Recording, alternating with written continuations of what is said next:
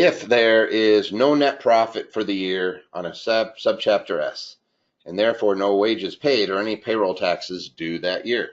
Jeff, do you have to pay payroll taxes when you don't pay yourself anything? No, but if you paid payroll in the past, you're going to have to file payroll reports. Okay, so Jeff likes to be tax nerdy.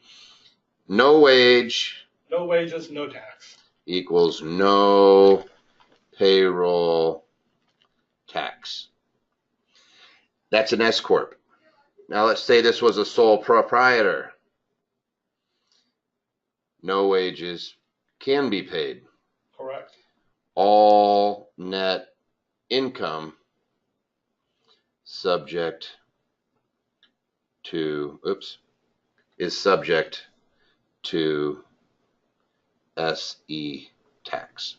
So when somebody says payroll taxes, they're really talking about old age, death, and survivors and Medicare, which is code for Social Security taxes. It's actually the most horrific tax that's out there. Everybody gets to pay it.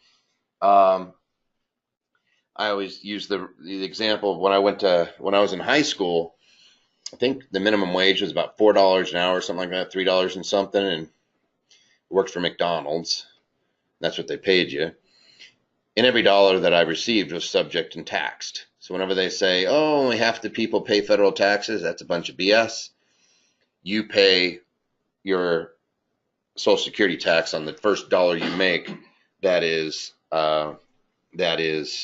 you make. You just have to pay it. That's active income. Somebody asked a real simple question related to this, cutting in line. Does the S Corp have to pay reasonable compensation if it has no income? No. If it doesn't have income, and even more importantly, even if it makes a ton of money, if it doesn't distribute any, it doesn't have to pay taxes. It doesn't have to pay wages.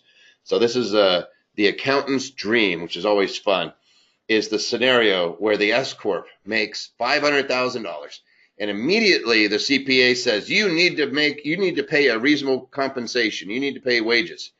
And then nerdy guys like me say, well, actually, no, you don't. Not unless if you just leave the money in there, you don't have to. And I think I'm funny.